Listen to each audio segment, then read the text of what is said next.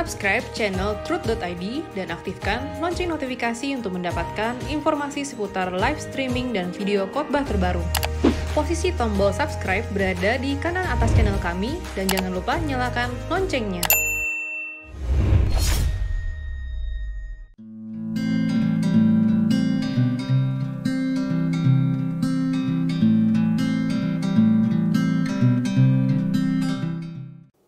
Shalom saudara sekalian, Anda bertanya Alkitab menjawab masuk episode 54 dari 0813 37190 sekian.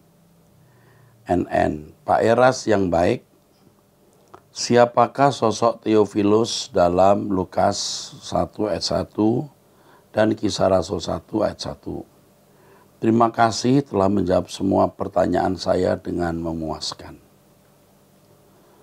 Para ahli tidak pernah berani menjawab atau menyatakan siapa sebenarnya Theophilus itu. Tetapi yang sepakat diakui Theophilus adalah seorang yang memiliki gelar kehormatan. Dari namanya bisa disimpulkan bahwa Kisah Rasul ditulis dalam bahasa Yunani Koine. Kata Theophilus itu dari bahasa Yunani, Theo berarti Tuhan, Philus berarti mengasihi atau kasih. Theophilus berarti mengasihi Tuhan. Dan Kisah Rasul ditulis dalam rentang waktu sekitar tahun 60 sampai tahun 100 sesudah Masehi. Itu yang bisa diketahui dan jawaban yang bisa diberikan, dan Anda bisa melihat di dalam buku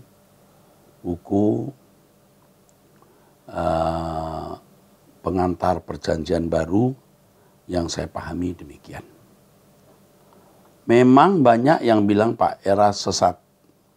Tapi hemat saya Pak Eras adalah Rasul Paulus yang bangkit kembali. Tidak ada gembala di Republik ini yang dapat menandingi Pak Eras. Hanya saya terlambat start, Pak. Doakan supaya kita bertemu di LP3. Thank you so much. See you in every moment. Thank you. You are most welcome. Thank you. Oke, 085 100 764 sekian. Pak Eras, shalom. Maaf bila pertanyaan saya sebelumnya agak panjang. Karena saya tahu khotbah Bapak tidak sama dengan pendeta lain. Khotbah Bapak mengerucut ke satu titik, tidak gelambiar. Sebetulnya istilah Bapak memarkir jemaat di bumi,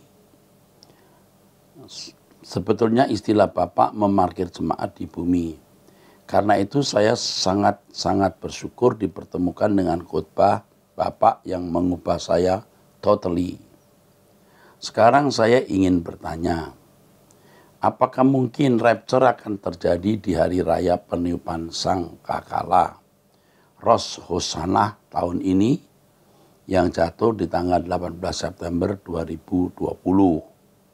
Karena saya pernah baca bahwa kejadian-kejadian dalam Perjanjian Baru tepat jatuh di 7 hari raya orang Yahudi seperti Jumat Agung, Passover, Paskah, Hari Raya Buah Sulung, dan Pentakosta. Turunnya Roh Kudus pada murid-muridnya. Tersisa 3 hari raya yang belum tergenapi, yaitu Hari Raya Sangkakala, Pendamaian, dan Pondok Daun, Sukot. Mohon penjelasannya, Pak. Yang pertama, saudara-saudara, kita tidak tahu kapan rapture terjadi. Penjelasan mengenai rapture sendiri belum saya jelaskan secara terbuka. Sebenarnya kita tidak perlu mempersoalkan kapan rapture, kapan kedatangan Tuhan. Kalau Alkitab berbicara mengenai parousia, mengenai kedatangan Tuhan, hari-hari terakhir itu hari-hari yang rawan terhadap iman Kristen. Alkitab berbicara mengenai hari-hari akhir, itu bicara mengenai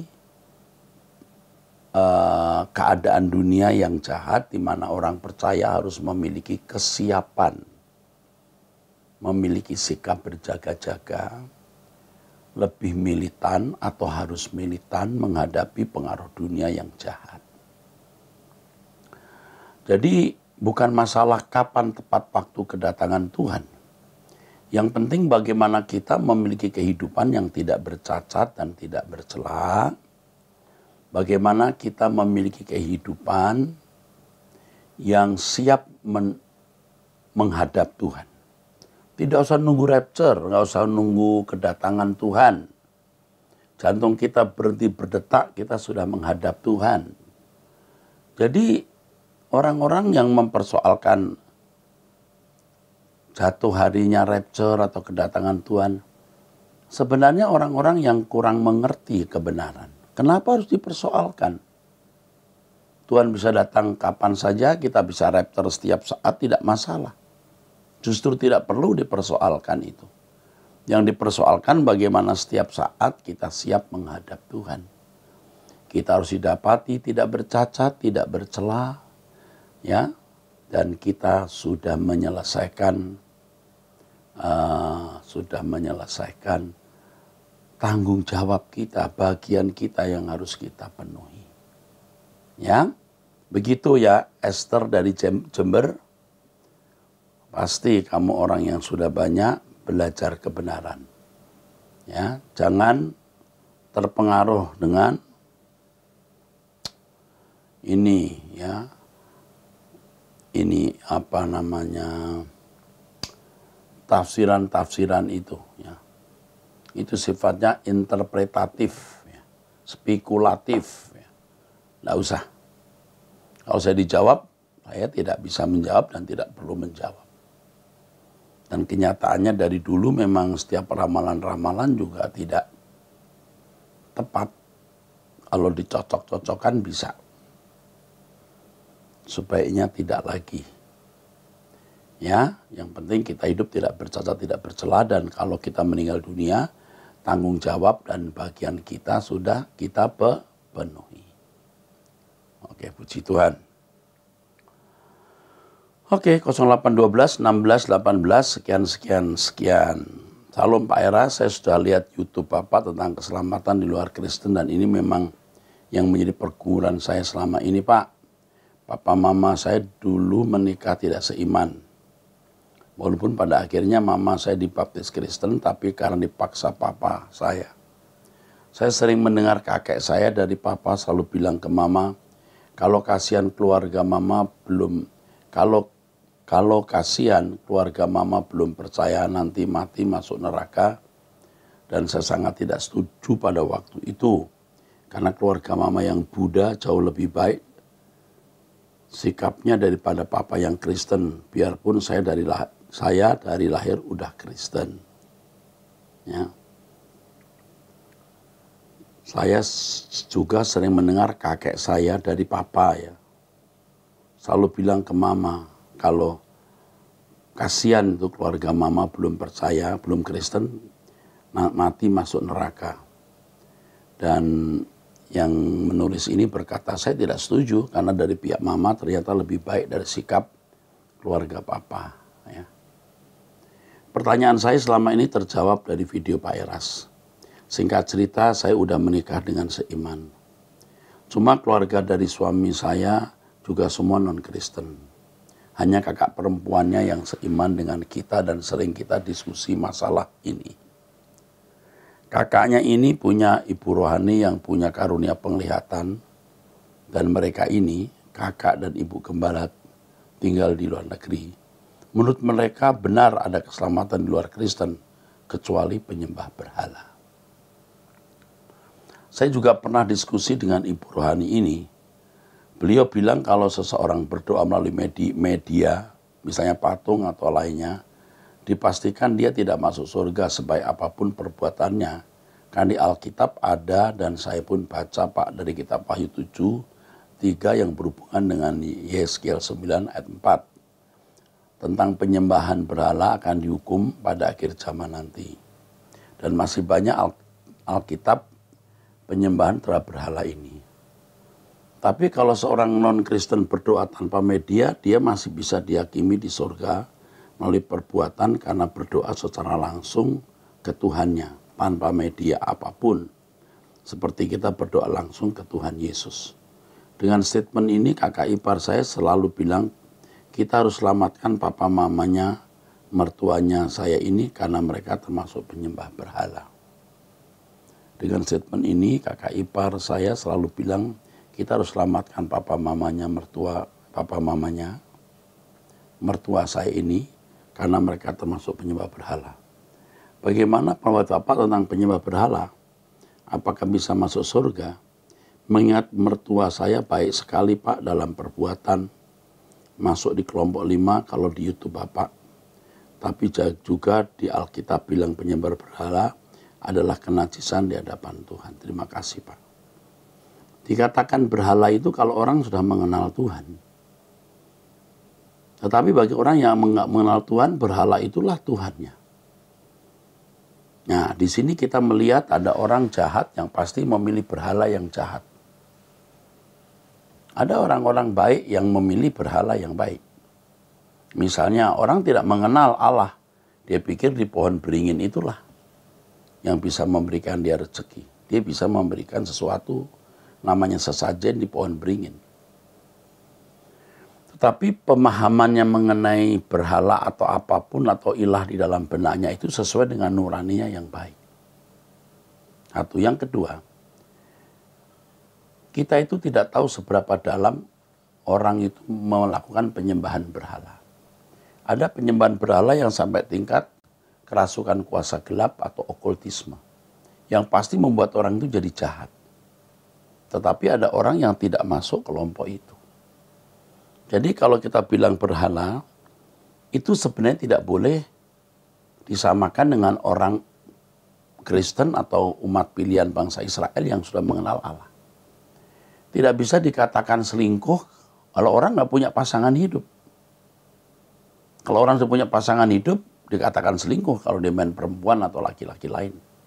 Tapi kalau tidak memiliki pasangan hidup, apa bisa dikatakan selingkuh? Nah itu mohon dipertimbangkan. Tetapi saya tidak katakan kalau orang di luar Kristen yang memiliki model penyembahan berhala itu semua dengan mudah bisa masuk surga, juga tidak. Tidak pernah dikatakan di dalam Alkitab bahwa orang dihakimi menurut pola penyembahannya, tapi perbuatannya. Dan perbuatannya pasti bersangkut paut dengan model penyembahannya. Jadi kepada penanya ini, ya, dari Surabaya, kita tidak boleh dengan mudah menghakimi kalau seorang melakukan penyembahan berhala seperti di meja abu, dia pasti masuk neraka. Itulah model cara orang, ya, menghormati nenek moyang. Dan mereka melakukan itu bukan karena mereka itu mau selingkuh kepada Allah yang benar, karena tidak kenal. Kenapa tidak kenal? Karena platformnya memang dia tidak miliki. Dan kalau tidak mereka miliki memang bukan umat pilihan. Ya, kalau bukan umat pilihan ya tidak bisa dituntut seperti orang yang menjadi Kristen. Waduh Pak, kalau begitu enak juga. Oh, enggak enak. Jadi Kristen itu lebih berat, harus sempurna seperti Bapak, serupa dengan Yesus. Nah, mohon diperhatikan dengan serius apa yang saya sampaikan dalam khotbah-khotbah saya atau seminar saya mengenai keselamatan di luar Kristen. Terima kasih. 0822974765 sekian. Salam Pak Era, saya pernah gereja di Rehoboth beberapa tahun yang lalu. Maaf kalau saya sangat merepotkan Bapak. Saat ini saya ada di Jayapura. Saya mau bertanya. Saya tertarik dengan program House of Truth yang Bapak sebutkan di episode 34. Apakah sudah ada di Jayapura? Kalau belum, apa syarat-syarat harus dipenuhi untuk mengadakan program tersebut? Untuk topik keselamatan luar Kristen, apakah saudara-saudara kita mereka yang mengenal Yesus melalui Nabi Isa, mereka juga mempunyai peluang untuk dikembalikan pada rancangan Allah semula, sehingga mereka bisa menjadi anggota kerajaan Allah? Oke, yang kedua saya jawab, ya, tidak bisa. Yang bisa dikembalikan ke rancangan Allah semula hanyalah orang-orang yang memiliki Roh Kudus, mengerti Injil, dan digarap Allah melalui segala peristiwa atau segala perkara. Inilah orang-orang yang dibenarkan dan menjalani iman dalam Yesus Kristus secara benar. Mengenai pembukaan House of Truth, nanti penanya yang mengirimkan SMS ini akan dihubungi orang kami. Bila ada saudara-saudara daerah yang tertarik masuk ke sekolah STT Ekumene, bisakah lewat sekolah live streaming atau harus ke Jakarta? Maaf Pak, terlalu banyak pertanyaan. Hehehe. Doa saya Pak Eras dan keluarga dilindungi dan diberkati oleh Tuhan Yesus. Amin. Kalau untuk yang masuk STT Ekumene, kalau S1, biasanya harus in kampus. Tapi sekarang dalam masa COVID, kami menyediakan komputer kepada masing-masing mahasiswa. Jadi mereka melalui Zoom. Jadi setiap hari belajar melalui Zoom. Untuk yang S2, itu bisa melalui Zoom juga, tetapi harus ada waktu in kampus. Namanya blended learning. Harus ada in kampus supaya kita tidak melanggar undang-undang pendidikan. STT Ekumene memiliki beberapa program dan itu semua terakredited. Jadi kami sangat menjaga mutu, apalagi saya ketua umum dari sekolah-sekolah tinggi teologi di Indonesia. Badan Musyawarah Perguruan Tinggi Keagamaan Kristen di Indonesia yang menjadi mitra dari Direktorat Jenderal Bimas Kristen Republik Indonesia. Jadi kami tidak bisa hanya memberikan jarak jauh tanpa datang ke Jakarta. Ada saat-saat di mana harus datang ke Jakarta. Baik, terima kasih. Nanti akan dihubungi ya saudara ini. Baik, saya teruskan ya. Untuk keselamatan di luar Kristen, tadi saya ulangi bahwa yang mempercayai Yesus sebagai Nabi Isa, kalau mereka itu baik karena memang bukan umat pilihan, tidak punya platform untuk bisa jadi orang percaya, mereka bisa menjadi anggota masyarakat jika mereka baik. Ya, ada pejabat-pejabat negara yang dulu atau sekarang masih hidup itu baik-baik terhadap orang Kristen. Dan memang berkepribadian baik. Belum tentu mereka masuk neraka, mereka bisa menjadi anggota masyarakat. Tapi itu dikembalikan ke rancangan semula harus memiliki kasih karunia dalam Yesus Kristus. 0831865119 sekian. Salam Pak Eras, terima kasih banyak telah menjadi inspirasi saya selama 6 bulan ini. Dulu saya sangat fanatik dengan Bapak, hehehe. Ya, dikarenakan apa kata orang mengenai Bapak dan khotbahnya tegas. Akhirnya karena saat penasaran mengenai kesesatan Bapak, pada akhirnya saya menyadari bahwa sayalah yang tersesat, mengenal Yesus yang lain dan tidak merindukan dan mempersiapkan diri untuk kekekalan. Hidup dalam kewajaran anak dunia dan menyalahgunakan kasih karunia. Sebenarnya kasih karunia berlaku jika seseorang mau hidup kudus. Mantap. Tidak bersesat, tidak bersalah dan tidak hidup dalam kewajaran anak dunia. Mantap. Ini bahasanya bagus. Terima kasih banyak Pak telah mengubahkan saya. Sampai jumpa di kekekalan ya Pak. Mari kita pulang bersama. Luar biasa ini. Oke, siap pulang bersama. Oh ya Pak, saya mau tanya Pak GSKI saudara di Pekanbaru. Waktu itu ada yang bertanya juga Pak mengenai GSKI Pekanbaru. Rupanya belum ada kan. Dan Bapak nyaranin untuk membuat House of Truth. Oh ya Pak, kalau bisa saya join dengan orang yang bertanya tersebut ya Pak. Soalnya saya sekarang keluar dari gereja dan memilih untuk live streaming saja. Ngikutin Bapak. Soalnya bagi Tuhan bukan komunitas yang penting, tapi kualitas dari orang tersebut. God bless ya Pak. Aduh, ini makin banyak orang jadi begini. Ini nanti akan dihubungi. Oke, terang, puji Tuhan. Ya. Aduh, keren-keren ini menyenangkan ini ya. Keren ya. Oke. 0813225583 sekian. Salam Pak Erasto, saya berjemaat di salah satu gereja di Jawa Barat. Begitu seringnya saya mendengarkan pengajaran dari Bapak, rasanya saya ingin pindah karena komunitas di situ banyak belum berkembang pemahaman soal iman serta mengaplikasikannya. Apalagi saya ketahui ada salah satu majelis berselingkuh dan akhirnya menikah. Dia sudah lepas jabatan majelis menjelang nikah. Pendeta kami tidak tahu alasan pada saat dia minta atestasi. Tapi pada akhirnya pendeta kami tahu setelah ada yang memberitahukan alasannya pasti. Jadi pengunduran diri maksudnya. Saya begitu kecewa dengan ibu ini. Karena ibu ini sempat sharing dengan saya seputar persoalan rumah tangganya. Masalahnya hanya karena belum punya anak. Dan dia merasa suaminya perhitungan soal uang. Ibu ini bekerja swasta waktu itu. Yang bikin saya lebih kecewa, mamanya juga majelis di situ. Jadi mama dan anak sama-sama majelis gereja. Sejak kejadian saya rasanya malas ke gereja dan lebih sering lagi streaming YouTube Truth ID. Saya gumuli perasaan saya ini dan keinginan saya untuk pindah gereja. Masalah lainnya adalah suami saya belum sepahaman dengan soal komunitas gereja. Suami saya masih nyaman di gereja kami sekarang ini. Mungkin karena saya lebih sering dengar khotbah Bapak, sehingga membuat cara berpikir saya menjadi berbeda sekali dengan suami dan sering bertentangan. Oleh pimpinan Roh Kudus di mana saya sering mendengarkan khotbah Bapak, saya diberikan kecerdasan menghadapi watak suami saya yang sangat berbeda dengan karakter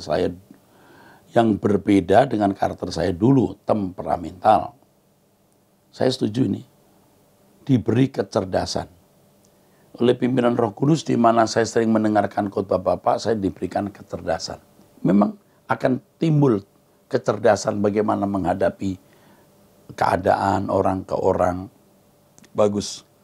Saya dan suami sama-sama temperamental. Suami sebenarnya sering juga ikut mendengarkan ketika Bapak khotbah live streaming saya putar langsung di TV. Tapi kadang mulai menjauh ketika khotbah Bapak dirasa keras dan tajam bagi telinganya. Itu sering saya perhatikan. Bagi saya itu sudah biasa, tapi mungkin bagi dia menyinggung. Saya hanya tertawa dalam hati memperhatikan ketika suami mulai beranjak dari tempat duduk. Sampai saat ini saya masih bingung mau bersikap apakah tetap di situ atau pindah gereja. Apakah boleh saya bergereja di tempat berbeda dengan suami? Karena suami belum mau pindah. Jika berkenan saya mohon arahan Bapak bagian mana sikap yang harus saya ambil. Terima kasih Pak, saya selalu diberkati Tuhan supaya kami terus mendengarkan suara Tuhan melalui Bapak. Saran saya untuk ibu ini tetap di gereja di mana suami bergereja. Anda pindah gereja juga nanti lebih bingung lagi, lebih rusak lagi. Lebih baik Anda tetap ada di gereja bersama suami dan menjadi berkat bagi suami. Sampai suami disadarkan mengerti kebenaran. Ya, saya kira tidak sedikit orang-orang yang tadinya juga tidak suka. Seperti yang tadi dikatakan, tidak suka dengan saya karena keras. Ya, apalagi mendengar fitnahan saya sesat, wadah, tambah. Nggak suka, ya. Tadi tetap di situ saja ya. Nggak apa-apa, seminggu sekali cuma 1 jam. Apalagi kalau di gereja saudara ini, saya tahu gereja kebaktiannya cuma 1 jam 1/4 ini, ya. Bukan gereja karismatik kan. Kadang-kadang 1/4 jam, kadang-kadang 1,5 jam, pasti udah selesai. Apa sih sulitnya? Berkomunitas, bersosialisasi, dan menjadi berkat ya bagi mereka. Oke, 0819 3207 sekian. Salam Pak Era, saya mau bertanya. Selama 33 tahun kurang lebih Yesus ada di bumi Palestina. Usia berapakah Tuhan Yesus mengetahui bahwa dirinya adalah anak Allah? Yang jelas ketika usia 12 tahun di bait Allah, dia sudah tahu ketika dibawa ke bait Allah. Ia sudah mengatakan, aku harus ada di rumah Bapakku. Kok dia tahu? Pasti Maria memberitahu. Ya, pasti Maria memberitahu. Nah, saya kasih tahu, tapi saudara mungkin ada yang menganggap saya terlalu subjektif. Saya pernah berdoa dan menanyakan hal ini. Tuhan, Yesus kapan Tuhan Yesus sadar kalau engkau ini anak Allah waktu di bumi? Yang pertama, ini, Maria memberitahu. Yang kedua, dia belajar Alkitab, belajar Talmud. Dia tahu bahwa dirinya adalah anak Allah. Puji Tuhan. Jadi umur 12 tahun sudah tahu ya. 0818 17 1 sekian. Pak Eras mau nanya, apa kita boleh fans atau mengidola orang lain seperti artis? Dan bagaimana kalau kita sebagai artis diidolakan orang lain? Apakah berdosa, Pak? Terima kasih. Yang pertama, kita kalau diidolakan orang lain, kita tidak salah. Asal kita memang tidak mencari keadaan atau mengupayakan keadaan itu. Gak bisa dihindari orang mengidolakan kita. Tapi pertanyaannya, kenapa you diidola? Mestinya orang bisa mengidola Anda, mestinya ya, karena melihat kebenaran dalam hidup Anda dan Anda mau dicontoh, diteladani. Hidup Anda menjadi model dengan mana orang membangun dirinya. Mestinya begitu. Bukan yang sekedar you pakai baju itu bagus, wajah you cantik, you pinter apa gitu. Yang tidak membuat seseorang itu diselamatkan. Tetapi sekali lagi lumayan. Karena orang bisa mengembangkan diri. Misalnya Anda pinter musik, orang mengidola Anda, orang jadi belajar musik, masih bagus. Tetapi adalah ideal atau bernilai sempurna kalau seseorang diidola karena hidup dalam kebenaran dan menjadi teladan bagi yang lain. Baru. Nah, apa boleh kita ngefans mengidola orang lain? Tidak boleh. Yang kita idola cuma satu, Tuhan Yesus. Kalau kita diidola orang ya kita nggak bisa menghindar. Tapi kalau kita mengidola orang, nggak usah. Wah, saya ini mengidola Pak Eras, ya nggak boleh juga. Saya juga berat diidola. Ya, dicontoh boleh. Ayo kita bersama-sama bertumbuh. Ya, kita nggak usah mengidola orang. Ya, tetapi saudara, kata mengidola itu sebenarnya juga relatif. Seberapa sih dalam kita mengidola orang? Saya mengidola Bapak rohani saya, Bapak Pendeta Dr. H.L. Senduk. Pendiri dari Gereja Bethel Indonesia. Karena waktu muda saya masih ada di samping beliau. Sempat melayanilah yang angkat tasnya lah, membersihkan mejanya ya. Kemudian saya sangat dekat dengan putra beliau, Steve Senduk. Sampai pada akhir hidupnya saya masih sempat mendampingi beliau. Juga di rumah sakit. Dan sekarang istri dari Pak Steve Senduk, Ibu Dewi, bersama-sama kami di Gereja Suara Kebenaran Injil. Saya mengidola mertua dari Ibu Dewi ini, Bapak Dr. H.L. Senduk. Tetapi dalam batas tertentu. Itu ya. Ada batasnya. Istilahnya ngefan lah, tapi dalam batas tertentu. Tidak memuja, ya. Mengidola tapi tidak memuja. Saya kira masih dalam batas tertentu boleh. Tapi sebaiknya kita tidak mengidola artis. Kalau mengidola artis itu salah. Menurut saya salah. Apanya yang diidola sih? Oke. Ini kalau plus 60 162 164278854 mungkin bukan dari Indonesia kali ya.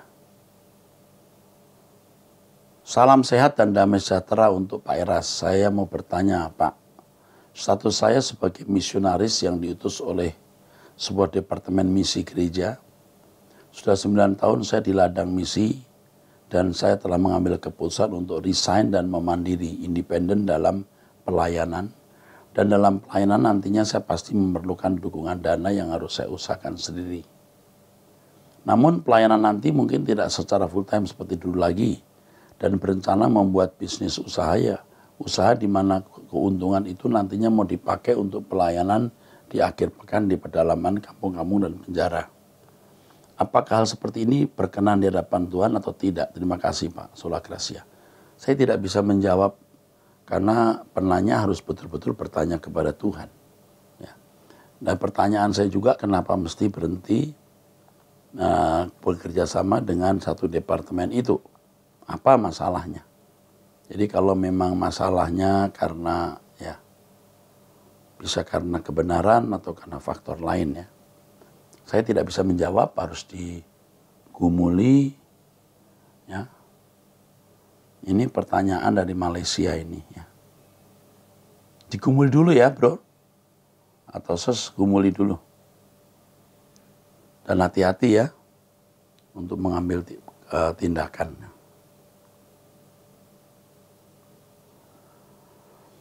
Oke. 0822317334 sekian. Salam Bapak, pertama kali saya berterima kasih kepada Bapak atas pelayanannya hingga kami bisa mendengar suara kebenaran Injil yang sudah banyak merubah pola pikir kami yang banyak keliru selama ini dalam pengiringan ya, karena dengan dalam pengiringan kami kepada Kristus.